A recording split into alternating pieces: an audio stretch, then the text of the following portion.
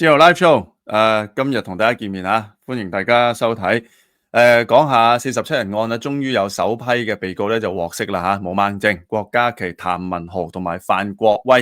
呢4個都係香港人都好熟悉嘅名字啦嚇，咁同好多人都有好多唔同嘅交集啊。特別係大家做傳媒呢一行咧，對佢哋嚟講咧，即係佢真係大家一路走過呢條民主路上面咧嘅一啲即係好熟悉嘅朋友嚟嘅咁樣。咁佢哋而家終於叫做獲釋，心裏邊咧我諗好多人都感慨好良多嘅。咁第一咧當然就係呢個係冤獄啦，呢個都不用多講啦，所以多一日都係多。咁我覺得其中一個感慨咧就係，當佢哋4個出翻嚟嘅時候咧，我嘗試代入去佢哋嘅嗰個眼光、眼睛去睇而家呢個社會咧，我諗呢4年幾簡直係叫做恍如隔世啊！你諗下佢入獄嘅時候，可能仲有民主黨，仲有支聯會，仲有教協，出到嚟嘅時候咧，呢3樣嘢都冇咗啦。呢個感覺有啲似咧，你係一個離鄉別井嘅人，當你重遊舊地，你發現人事全非，但係原來即使你都係喺香港裏邊，你都可以有一種咧擘大眼咧，成個香港都有一種異樣感覺。第二個感慨當然就係，我諗對佢哋好多人士嚟講，出到嚟就會發現，可能有一啲佢哋一路嘅戰友，估唔到已經見唔到啦。佢哋有啲可能係已經離開咗香港嚇，因為亦都有一啲可能係唔同政黨嘅人士都離開咗香港，去到海外啦嚇。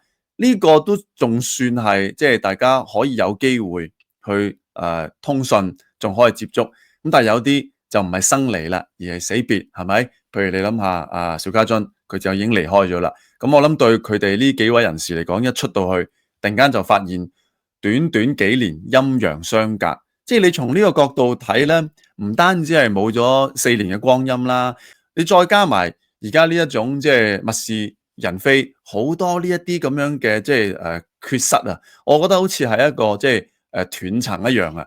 呢個我諗對佢哋嚟講都會係一個好大嘅即係打擊。至於你話佢哋而家所謂放出嚟啦，大家都知道啦，呢個唔會係真正嘅自由嚟㗎，小監獄換成大監獄。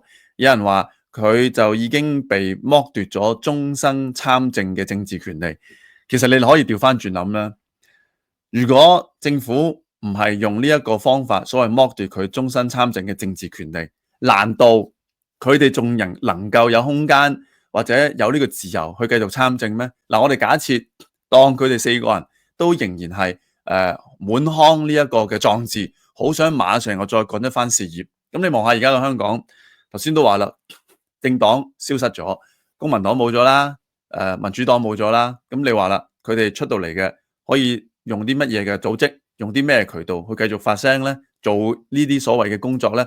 第二啦，選舉都名存實亡啦，係咪？咁你繼續所謂參政，你仲有啲咩舞台，有啲咩機會俾你去發揮咧？咁樣，咁你更加唔好講，成個氣氛都唔同晒啦，成個香港嘅社會氣氛都唔同晒啦。所以即使佢唔係被人喺法律上面剝奪咗呢個終身參政嘅呢個權利，即使唔係喺法律層面剝奪，其實係社會性已經剝奪咗，係啦，你社會性已經剝奪咗香港呢一個地方咧，再有政治活動嘅呢一個權利。咁所以呢個大家都非常之明白咧，就係對佢哋好多人嘅人生嚟講咧，出到嚟簡直係一個好殘酷嘅下半場。突然間你望住。究竟呢一個香港又即係變了一個怎麼的模樣咧？咁樣咁更何況，就算佢哋願意暫時好好放低，佢哋絕對有權好好放低咧，就過自己嘅即係下半場嘅。咁即使你話佢願意喺佢出咗獄之後咧，過另一種生活，擺低呢種心情，但係最難嘅地方係咩咧？你想好好放低。但係個政府覺得你係唔會，佢唔願意將你好好放低。咁琴日大家都睇到啦，不尋常嘅出獄安排。呢個不尋常嘅出獄安排咧，就係你冇辦法可以影到一張佢哋離開唔同即係叫做監獄啊嗰個相片，你都影唔到佢可以踏出嚟重獲自由嘅嗰張相嘅。即係連陳同佳你都影到啊，陳同佳你都影到佢出獄個樣啊，係咪？但係你冇辦法可以影到佢哋，點解咧？因為佢哋都係被安排坐咗喺架7人車度，然後咧就即係直接運走咗，叫做押送咧佢哋翻去各自嘅住所嗰度。咁啊，而且時間上面亦都係以一個凌晨好似差唔多5點咁嘅鐘數啦。咁有乜人會喺5點鐘放監出嚟先得㗎？咁啊，大家推論完之後咧，就發現同呢一個咧政治人物嗰個叫做出獄安排咧，原來喺呢幾年都有咗改變啦。咁啊，之前梁天琦出獄嘅時候咧，就係破天荒，唔係朝頭早9點，一般囚犯就朝頭早9點出獄嘅。梁天琦出獄嘅時候咧，破天荒凌晨啊，啲人就話：哇，唔係嘛，鬼鬼祟祟就放人出嚟，咁啊，即係唔希望有傳媒可以影到佢啦。所以佢話今次啲傳媒都醒㗎啦，知道咧，即係佢哋都係高度敏感嘅政治人物啦，就唔會係9點鐘可以見到佢哋嘅。所以一過咗12點就兵分幾路，佢哋分別喺唔同嘅監獄裏邊啊嘛。啲記者就佈喺門口度，咁但係最後等佢哋嘅咧，都係一架落咗簾嘅7人車，都係見唔到樣嘅。甚至乎佢哋直接翻到寓所咧，大家見到係有大批嘅警察，就拉埋嗰啲膠帶啊、封鎖線啊，咁樣咧就護送佢哋嘅。咁當然大家都會問：喂，出咗獄噶咯，了卻咗法律責任噶咯，佢應該係一個清白自由身嚟噶，點解仲會有呢啲專車啊、警察啊，去即係好好地咁樣去看顧佢哋咧？究竟發生咩事咧？咁但係頭先講一樣啦，你好好放低啫，政權唔會將你好好放低啊嘛。我諗呢個咧先至係大家覺得佢哋出到嚟之後咧最辛苦嘅一個地方。你諗下，你無論做乜嘢其他嘅刑事犯法都好，哇！即係難聽啲講，殺人放火，你做盡呢啲壞事咧，你出完獄咧，即係只要你服刑完畢，你出獄嗰一刻咧，你已經係一個清白之身嚟噶啦。如果有人咧仲要話你殺人犯咧，你仲可以去話佢歧視添，你唔可以歧視釋囚，你要俾翻個公平嘅機會佢。釋囚也有呢個叫做公平就業啊、融入社會環境嘅呢個權利，政治犯就唔得啦。政治犯原來喺呢個政權眼中咧，一次不忠，呢個係對佢嚟講不忠咋嚇，對我哋大部分嘅香港人嚟講咧，呢個係即係非常之公義嘅行為。對佢哋嚟講咧，一次不忠，成世都咧就不用啊，真係百次不用啊，係成世都唔會再俾個機會佢噶啦。你由佢出獄安排就已經知道，佢哋係敏感嘅，佢哋一言一行咧都怕你會被曲解、放大、播毒、對抗、散播一啲唔好嘅信息，所以先至會用呢種如臨大敵嘅方法咧，直接押送佢哋翻到去即係住所。而佢哋亦都好清楚知道咧，其實佢哋等於被剝奪咗言論自由噶啦。如果佢哋仲留喺香港嘅話，佢能唔能夠好坦誠咁同你去交代心路歷程，又或者話俾你聽佢對呢個政權呢個指控，佢會唔會同意咧？你譬如你淨係呢一句，你咪已經冇辦法講啦，係咪啊？你已經冇辦法可以去話，我覺得呢個係冤獄嚟嘅。例如用頭先個例子啦，你話如果你係一個殺人犯，你係一個其他嗰啲刑事犯罪嗰啲咧，理論上你出到嚟，你真係可以好大聲講話冤枉啊！其實我係冇罪嘅，我冇偷人群體，冇偷拍人群體啊！哎呀，我覺得真係覺得冤枉啊！你可以吶喊㗎，你吶喊完都唔會有人拉翻你㗎，唔會有人話喂，你話自己坐冤獄咧，我要拉翻你證明你唔服呢個判決。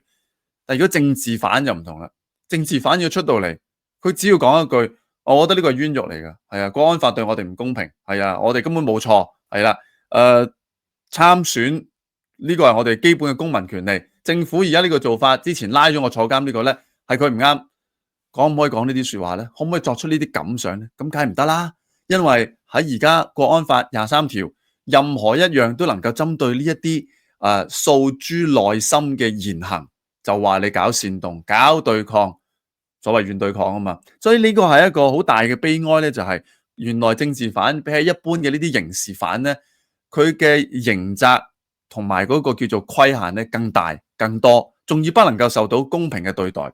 點解你話不能夠受到公平對待咧？嗱，好簡單，我哋頭先都話啦，釋囚普通你犯咩刑事罪案都好咧，如果你係一個釋囚嘅話咧，好多政府機構仲會幫你。我哋以前電台裏邊都有一啲可能係為佢哋囚友讀書信嘅環節啦。勞工處可能都會有一啲嘅就業安排咧，就專門可能就幫一幫佢哋啲即係囚犯啊、釋囚咧，就重過新生嘅。但係如果你係政治犯，你想揾工，又或者你想幫佢哋揾一份工嘅話咧，喺而家呢個政權嚟講咧，佢係唔會放過你嘅喎。都23年嘅新聞嚟㗎啦，就話啦，招募黑暴色囚，煽暴前區議員林俊扮普通企業申請政府資助，講咩呢？佢就話啦，哇，特區政府咧就發現啦，原來咧有一啲叫做亂港漁業利報黑暴漁溫光環吸金，做咩呢？佢話招募黑暴色囚，暗中儲備實力。曾經係煽暴組織天水連線成員前元朗區議員林俊，涉嫌勾結黑社會背景創辦咗同行搬屋，就話啦，呢一間公司咧公開招募用武手足，又以普通公司面目申請政府資助，係啦，咁啊而且咧就話啦，佢哋咧就會有呢啲咁樣嘅即係做法啊，就話佢哋會呢個同行搬屋咧，就專門請一啲咧叫做色囚咧，然後仲要噴一啲所謂反抗嘅字眼。咁然後咧就令人哋咧就有一種強烈煽暴嘅意識。嗱，呢個係2年前嘅新聞啦。你當然你一睇都知係得啖笑啦。重點咧就唔係話究竟佢哋做咗啲乜，而係個政府或者一啲叫做建制派係點樣理解呢件事嘅。你諗下，釋囚嘅意思即係佢已經服刑完畢，重獲自由嘅一個清白之身，呢個就係釋囚啦嘛，係咪？但係喺佢哋眼中咧，你唔好以為你冇事啊。佢呢啲一定係前面加個黑暴釋囚嘅。佢係唔會放過你嘅背景嘅，而且你睇下佢呢度咁講嘅，扮普通企業申請政府資助。咁咩叫扮普通企業呢？即係言下之意喺政權眼中，只要你係釋囚，只要你同黑暴有關，只要你同呢啲政治嘅活動曾經有個關聯，即使你服刑完畢，而你成件事係冇同政治再有任何關係呢，原來喺佢眼中呢啲叫做扮普通企業，你一切都係扮嘅啫。你個底咧，我深信你係煽暴嘅，你係花嘅，而佢揾嘅證據咧，其實只係需要用一種叫做捕風捉影就得噶啦。例如佢認為有唔同嘅口號啦，例如佢裏邊會有呢一個叫做同行，佢話同行呢個字咧係代表咧就繼續連結佢哋啦。風雨同行，誓死始終，就算冇前提冇下文，佢就會覺得係代表一種反抗嘅意思。喂，但係呢8個字。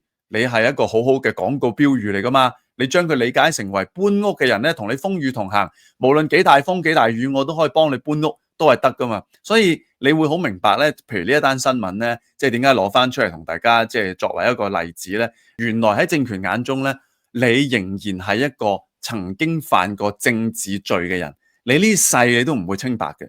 而我覺得呢點係最悲哀嘅，因為就係頭先嗰句，一般嘅罪犯。佢放出嚟之後都可以有第二人生，咁但係政治人物咧，政治人物、政治犯，佢放出嚟之後，無論去到邊，啲人都係會用呢一個所謂前黑暴啊、前煽動啊、前亂港分子啊，去理解佢哋嘅一言一行。如果佢哋仲有心留喺香港，希望可以重過普通生活嘅話咧，做唔到嘅，因為用翻頭先個例子，如果佢哋4個求其開間茶餐廳舉例，你又會俾嗰啲大公民會話。4名亂港分子扮開普通茶餐廳，暗中團結儲備實力，所以我覺得釋放之後咧，其實先至係佢哋嗰個叫做監禁嘅開始啊！冇錯，釋放之後先至係佢哋監禁嘅開始，無形嘅監控啦、規管佢哋嘅言行啦，哪怕佢哋點樣展開佢哋新嘅生活啦，全部都會被用政治放大鏡去檢視。而呢個政治放大鏡背後咧，其實就會見到3個字。軟對抗，軟對抗其實最大嘅特徵係咩呢？軟對抗最大嘅特徵呢，就係佢冇明確嘅法律含義，但係佢就可以有政治後果。例如記協，佢係一定租唔到場噶啦。嗱，租唔到場本身唔係因為法律嘅行為，冇任何一個政府部門，又或者嗰啲私人嘅酒樓啊、酒店呢，佢會同你講話，你唔租得場啊，因為你犯咗法。冇啊。政府又唔能夠用呢個嚟打壓你，呢個就頭先講話軟對抗嘅其中一個特徵咧，就係冇犯法嘅。嚴格嚟講，所有嘢都冇犯法嘅，但係佢可以有政治嘅後果。於是乎，你記協又 book 唔到場，係咪？你何韻詩你想開個 concert 係唔會俾你可以去搞到嘅。如果你問我係咪犯法啦，冇啊，你冇犯法啦。咁但係點解我乜都做唔到嘅？哦，唔知點解咧？你咁啱租嗰啲場，一係就漏水，一係就停電，我哋都冇辦法嘅。但係大家好明確知道。因為佢被政治嘅目光盯上咗，而呢個政治目光點解啲政權咁擔心呢？就係頭先講嗰3個字軟對抗。咁啊，軟對抗同硬對抗呢係一個對立啦。最大分別係咩呢？嗱，佢哋都有定義嘅，就係香港嘅所謂國師劉兆佳啊，佢就有提到呢一點㗎。最近嗰啲咩國家安全日啊，嗰啲咁嘅講座咧，佢就咁講嘅。一般而言，軟對抗主要發生喺思想領域，所以文化、教育、藝術、體育同埋線上線下嘅媒體咧，成為呢類行為嘅主要活動平台。咁啊，後邊呢紮就廢話嚟㗎啦。嗱，呢段係劉兆佳所講嘅，佢話同硬對抗相比咧，硬對抗就係嗰啲叫做即係遊行示威啊、政治鬥爭啊、暴亂啊、內亂啊、政變啊、武裝衝突啊，即係呢一抽嘢啦。佢話軟對抗咧就係發生喺思想領域。睇呢一段説話咧，唔係淨係鬧劉兆佳廢嘅，你要調翻轉諗咧，就係邊啲人會舐嘢多咧？邊啲領域嘅人喺新嘅香港呢個2.0打壓之下會舐嘢多咧？就係佢講呢一集啦，文化、教育、藝術、體育、線上線下嘅媒體，你發覺咪就係呢幾年被打壓嘅呢個新一批嘅對象咯。無論係接下有一間嘅媒體啦，咁然後仲有好多咧文化啦、藝術啦，我哋都見到好多舞台劇獎嚇，佢唔會資助你，又或者俾好大壓力，即係佢哋呢個界別嘅人士，邊啲地方咧容易中招、容易舐嘢？嗱，如果你望一望呢個表嘅話咧，你會發現同硬對抗相比咧，你想喺香港全身而退嘅機會咧，仲低咗。你有機會走得甩軟硬對抗嘅指控，但係好難避得開軟對抗。點解咧？咁如果你話 OK， 我做港豬。我唔參加任何政治活動，唔做任何政治團體嘅一份子，有遊行唔去遊行，有示威唔去參加，我一日到黑就係屋企嘅啫，我就做一個宅男港豬。嗱，理論上咧，你係可以避得開硬對抗嘅風險㗎，理論上真係可以避得開㗎。當然啦，佢個催淚彈射上你個窗口度，咁冇辦法啦，係咪先？你係可以避得開嘅，因為佢限於特定嘅呢啲領域。但係當佢變咗軟對抗咧，你就避無可避啦。你唔睇哪吒，或者你笑哪吒。或者你覺得我中意睇九龍城寨多啲，喂，咁嗰個算唔算話你軟對抗？又或者你支持嗰啲叫做黃媒演員，係啦，咁邊啲叫黃媒演員咧？你就要問翻嗰啲藍媒建制傳媒，你先知啦。咁人哋話唔話你係即係軟對抗咧？呢個可能你又中咗軟對抗噶咯。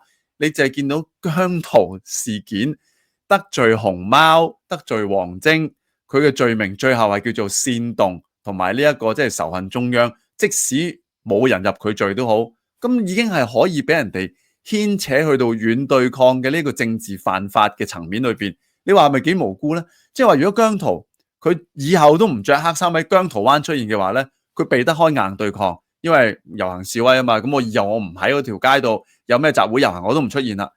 但佢冇辦法避開我去熊貓館度做代言人。哇！你咁都可以話我軟對抗？啲 fans 將個 banner 擺喺地下，你又話我軟對抗，好難避喎。我哋一般市民可唔可以睇戲嘅時候，你唔俾影評啊？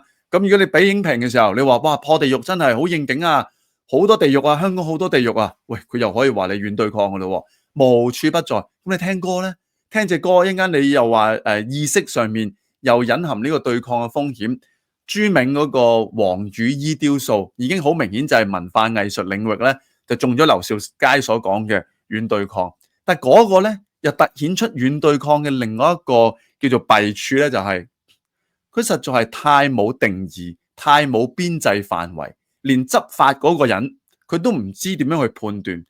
因為朱銘嗰個雕塑就係因為有一排嘅人喺度排緊隊，其中有2個着住黃色嘅雨褸，但係呢個雕塑早於2019年嘅時候就已經出現㗎啦，而成個系列冇表達任何所謂抗爭嘅諗法，冇任何呢種嘅意識形態，佢純粹就係哇人間排隊嚇，然後仲要話咧即係咩表現出咧大家即係嗰種活躍啊，大家點樣喺個生活上面啊，大家會見到有種共鳴啊。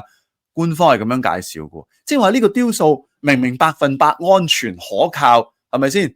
朱銘都仲要係已經離世咗啦，佢唔可能係突然間又講咗啲咩政治嘅語言，然後令你有聯想噶嘛？但係點解佢就要俾人移走咗咧？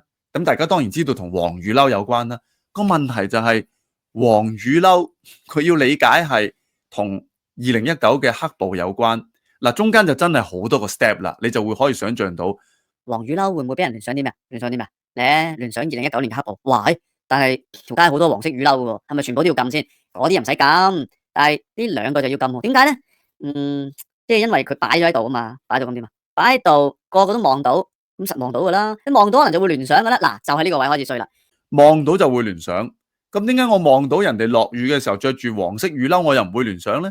點解係望住雕塑先會有聯想呢？其實係解唔通嘅。我諗執法嗰個收柯底要搬走嗰個，佢都解唔通嘅。佢都諗唔到，如果呢個要搬走嘅話，咁其他黃雨褸嘅產品咁點算呢？有嗰隻鴨仔都好可愛噶嘛，黃色鴨。咁如果你根據呢個邏輯，咁佢係黃色啊，咁點解黃色得定唔得呢？嗱，呢個就係軟對抗呢。最玩自己嘅地方咧，就係無邊無色無界無窮咁多嘅分解，同埋你嘅叫做判斷，你係令到連做嗰個獄卒啊，做嗰個官吏嗰個咧，其實佢都冇辦法可以解答到，就係點解黃色雨褸喺雕塑上面就有問題，如果喺其他地方就冇問題。而如果你真係要認真去計呢個軟對抗嘅核心思想咧，其實就係3個字嘅啫，不信任。即係打個比喻嚇。大家成日都話嗰啲即係家庭倫理關係比喻啊嘛，一個超級有疑心病嘅老公 ，OK， 超級有疑心病嘅老公，佢望住佢老婆，佢就會覺得佢由頭到尾都係充滿咗想出軌嘅呢個意圖，因為佢有無窮嘅疑心病。於是乎係唔係佢都會覺得你係咪諗住紅杏出牆啊？你今日有噴香水嘅，一定係出去見人。你今日突然間冇噴香水嘅。係唔係怕我起疑，所以故意咁做嘅？你着咗一件花衣碌嘅衫，佢就覺得你花枝招展。如果你着得突然間好沉實嘅話咧，佢又會覺得，咦，你係咪想扮成熟啊？做咩着到咁 elegant 啊？你低胸嘅就話你誘惑人，你着到樽領咧，佢可能就會話，咦，你做咩突然間轉咗 style 咁密實啊？係咪你嘅對象啊唔中意你着到咁暴露啊？你就會喺佢身體上面每一個環節，你都會懷疑，你都會覺得佢有問題。而大家唔好忘記一件事喎，點解最後呢個嘢係會玩殘自己呢？佢而家係將某一啲字詞、某一啲嘅語句，佢強行將佢定義同2019年有絕對嘅關係，而且別無他選喎。舉例，加油、黃色、手足、同行，呢啲本來相對中性嘅呢啲字眼或者顏色呢，經過呢啲政府嘅操作之後呢，佢變成咗專屬品啊！佢變成咗專屬品，咁就大件事啦。因為點解咧？總有一代人、兩代人，有啲新出世嘅，佢真係冇經歷過2019，或者佢就算當時已經出咗世啦，佢印象唔深噶嘛。佢係唔會知道呢啲字眼係同2019有關嘅。而當你代代相傳，如果悲觀啲講下，一路香港都係冇辦法可以即係光復嘅話咧，咁你遲早就會誕生唔知加油係禁忌，然後講咗加油。跟住俾人哋拉嘅一種荒謬嘅情況，唔好以為冇喎，咪好似內地咁啫嘛。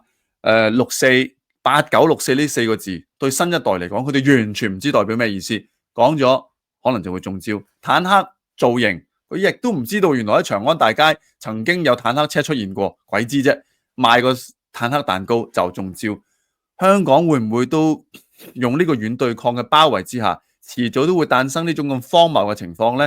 加油原來唔講得，個僆仔唔知；黃色原來唔着得，個僆仔又唔知。你話風雨同行，喂，手足兄弟如手足呢啲嘢好正常會講嘅，原來又唔講得，因為2019，但係新一代又唔知。咁你話啦，呢個軟對抗去到最後係咪有一個玩殘自己最大嘅藉口呢？不信任就係軟對抗最基本嘅一個問題嘅所在。所以47人。當佢哋即係陸陸續續回歸翻喺呢個社會嘅時候，就會去翻最原始嘅嗰個階段，放翻出嚟，原來先至係監禁嘅開始。再次祝福，亦都感謝佢哋為香港付出所有嘅一切，即使出到嚟之後會面對種種嘅困難咧，都希望佢哋可以繼續保持內心嘅平靜。佢哋已經受咗好多嘅苦噶啦。好啦，呢集自由 live show 就講到呢度，下集再同大家見面，拜拜。